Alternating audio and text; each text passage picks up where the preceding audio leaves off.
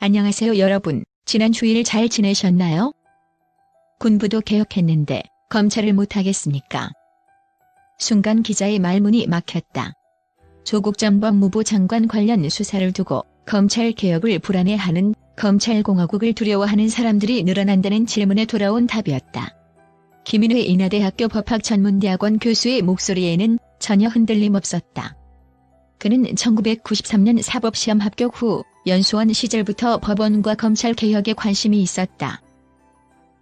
민주사회를 위한 변호사 모임 활동으로 문제의식을 펴려왔고, 노무현 정부에선 대법원 사법개혁위원회 전문위원과 대통령 자문 사법제도 개혁 추진위원 기획추진단 간사로 일하며 사법개혁의 실무를 맡았다.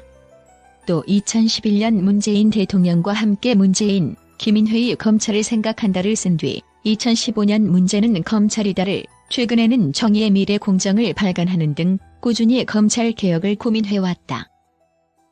다시 검찰 개혁이 화두로 떠오른 지금 어느 때보다 그의 이론과 경험이 궁금해 인터뷰를 요청했다. 11일 오후 인하대 로스쿨 연구실에서 만난 김 교수는 차분하게 진단하고 확고하게 낙관했다.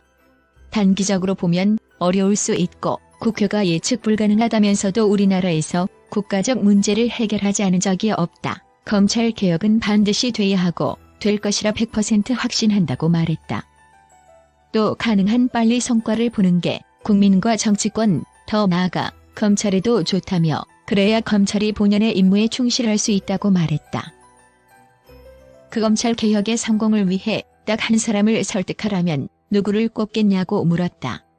이번에도 망설임 없이 김 교수는 윤석열 검찰총장이죠라고 답했다. 그는 법무부와 검찰이 싸우는 구조가 아니라 같이 검찰 개혁하는 모습을 보여줘야 한다고 강조했다.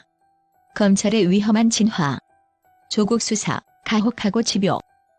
변호사 시절부터 검찰 개혁 문제에 관심을 가져왔고, 노무현 정부에서는 사법개혁의 실무자로, 이후에는 연구자로 이 문제를 들여다봤다.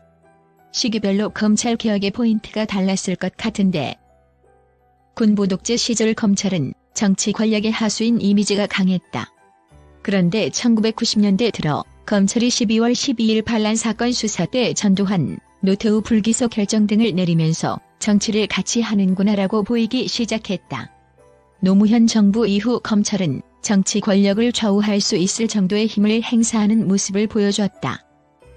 그 끝이 노 전 대통령 수사였다. 박근혜 정부 들어 검찰은 민정수석을 중심으로 행정부를 장악, 국가 공권력 전체를 사적기구로 만들어 사적 이익에 동원하는 행태를 보였다. 최근에 검찰은 좀 달라졌다. 이제는 정치 권력을 좌우하는 단계로 나아간 것 아닌가 생각이 든다. 조국 전 장관 수사를 보면 어떤 설명을 하더라도 결국엔 가혹하고 집요한 수사를 통한 장관 지명자 빅토로 비친다. 장관이 자신들 마음에 들지 않으면 낙마시킬 수도 있다는 것을 검찰의 힘을 보여줬다. 굉장히 위험하다. 선출되지 않은 권력이 선거로 선출된 권력을 좌우하는 문제가 드러났다. 서초동에 나온 사람들은 군부 쿠데타를 막으니 검찰의 위협이 있다는 위기의식을 느꼈다고 생각한다. 야든 부당한 권력에 저항해온 역사가 있기 때문에 용납하기 어려웠던 거다. 그게 오해라면 오해인 대로, 사실이면 사실인 대로 빨리 해소돼야 한다. 민주주의에 대한 큰 위기이기 때문이다. 조국 전 장관 수사가 가혹하고 집요하다고 했는데 어떤 부분을 그렇게 봤나? 실시간으로 수사가 중계된다든가, 아주 많은 사람이 동원돼 신상털기식으로 수사한다든가 하는 점에서 수사 대상에는 제한이 없지만 수사 방법은 항상 시대의 제약을 받는다. 지금은 인권 친화적 시대다. 관행 때문에 그렇다, 봐줄 수 없었다고 하는데 그래도 반인권적이고 잔혹한 집요한 수사를 정당화하긴 어렵다. 그래서 이 부분의 개혁 요구도 폭발했는데, 인권 친화적 수사는 사실 제도 개혁이 되면 자연스럽게 따라온다. 하지만 제도 개혁이 되지 않은 상태에서 벌어진 일이라 대통령이 챙겼고 조 전 장관도 초기에 드라이브를 걸었다. 윤석열 총장도 이견이 없기 때문에 신속하게 안을 냈다. 다만 결국 장관이 리더십을 갖고 해야 하는데, 장관이 없는 상태에서 여러 안들이 나와 있어 어수선한 느낌이 든다. 잘 정리만 하면 충분히 성과가 있을 거다. 지금까지 문재인 정부가 추진해온 검찰개혁을 되짚어보자면 검찰개혁에는 검찰의 정치적 중립 보장과 제도 문제가 있다. 제도 개혁은 수사권과 기소권의 분리, 공수처 설치, 법무부의 탈검찰화다. 법무부 탈검찰화의 경우 많이 시행됐다. 다만 법무부를 전문화하고 법무부가 검찰의 영향력에서 벗어나 검찰을 잘 견제하는 것이 목적이었는데 제대로 됐느냐. 그게 잘 됐다면 수사 방법의 개선이 잘 됐을 텐데 다른 법무행정 부분도 시간을 끌어서 성과가 있다고 말하긴 어렵다. 그러나 제도 개혁의 핵심은 역시 국회 패스트트랙으로 간 수사권과 기소권의 분리, 공수처 문제다. 수사권과 기소권의 분리에선 2018년 6월 법무부 장관과 행정안전부 장관의 합의문이 중요하다. 앞으로 변화는 조금 있겠지만 큰 틀에선 반드시 그렇게 해야 한다. 이보다 더 많이 개혁하는 건, 즉 검찰 직접 수사를 줄이는 것은 어려워 보인다. 좀 더 기다려봐야 하는 문제다. 공수처도 좀 더 논의해서 반드시 설립해야 한다. 다만 공수처는 반부패의 문제다. 대검 중수부가 권력형 비리 등을 수사하다 보니 정치 권력 의도에 따라 사건을 제대로 처리 못하는 문제가 드러났다. 그걸 극복하려고 특검을 도입했는데 국회에서 법을 만들어야 출범할 수 있고 한시적이라 공수처안이 나왔다.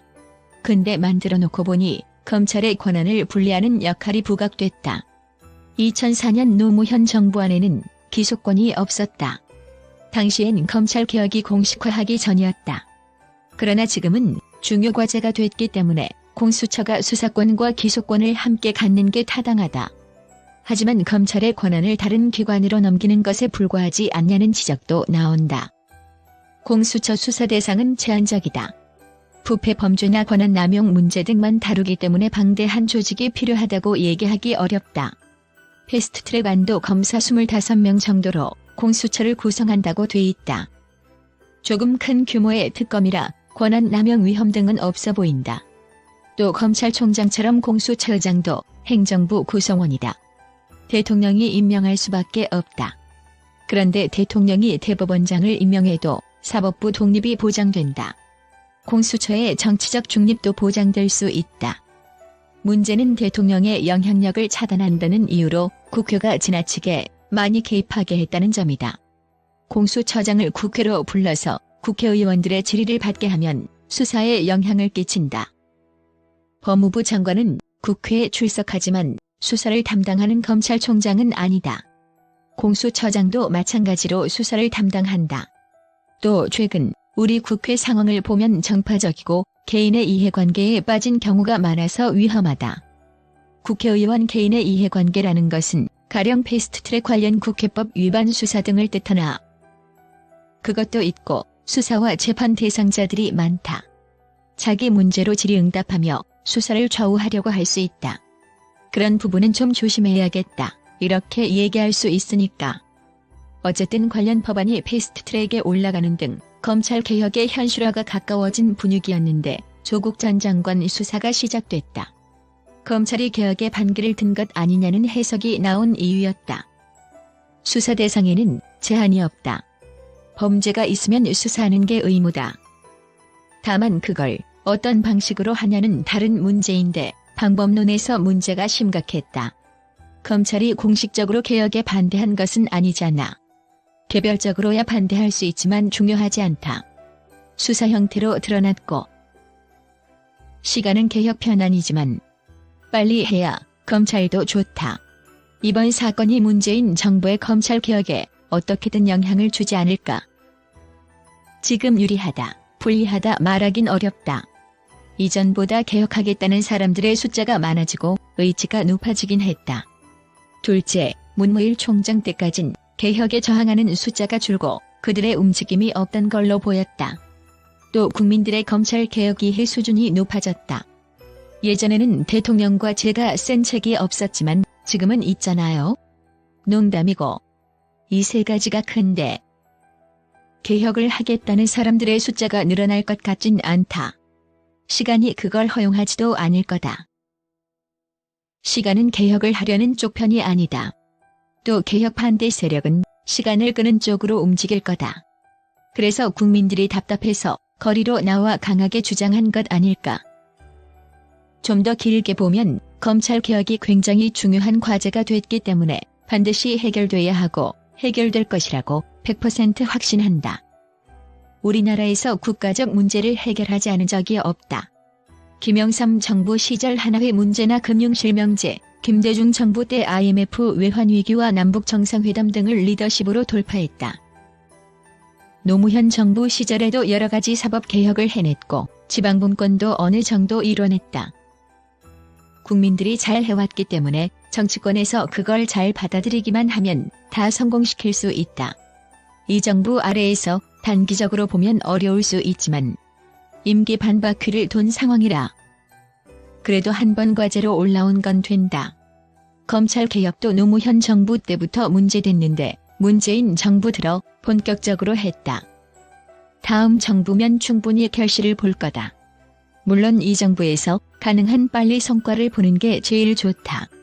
국민한테, 정치권 전체에 좋고 검찰에도 좋다.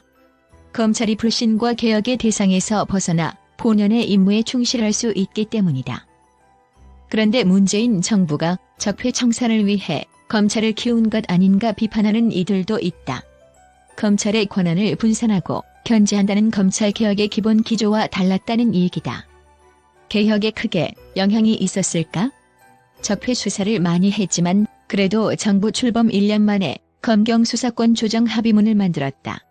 좀 늦었다고 할 수 있지만 빨라봤자 5에서 6개월 앞당기는 것이었을 텐데 그렇게 했어도 국회에서 법안 처리가 안 되니까. 다만 지금 많이 나오는 수사 방법의 개선은 적폐 수사와 관계없이 할 수 있었다. 별건 수사 금지라든가 밤샘 조사 금지 등은 충분히 할 수 있었다는 점에서 실기한 측면도 있다. 그게 됐으면 조국 전 장관 수사도 이렇게까지 심각하게 됐을까? 이 부분은 아쉽지만 수사 방법과 법무행정개혁은 다른 문제다. 검찰이 형사사법 절차에서 막대한 권한을 갖고 있긴 하지만 법률가로서 일정 부분 역할을 해왔는데 수사권을 조정하고 검사 작성 피의자 신문 조서 증거 능력을 제한하는 것 등은 사법 통제를 약화한다는 의견도 있다. 경찰 수사를 믿을 수 있느냐는 얘기인데 그럼 검찰은 잘못하지 않았는가? 무죄율 등 데이터를 보면 비슷하다. 버닝썬 사태에서 경찰이 수사를 안 했다? 그럼 검찰은 다 잘했나? 아니다. 스폰서 검사, 벤치 검사 그런 사건들이 더 했다. 대검 중수부 사건 중에 왜곡된 것 하나하나 따져가며 얘기해야 할까? 사례를 갖고 와서 얘기하면 끝이 없다. 정책 결정은 오로지 데이터와 증거, 확실한 논리를 갖고 해야 한다. 또 국민의 자유와 인권을 보장할 수 있느냐를 검토해야 한다. 그럼 현재의 패스트트랙안은 지금껏 품어온 문제의식이 잘 반영됐다고 보는 편인가? 네. 일단 해서 결과를 내고 조금씩 손을 보는 식으로.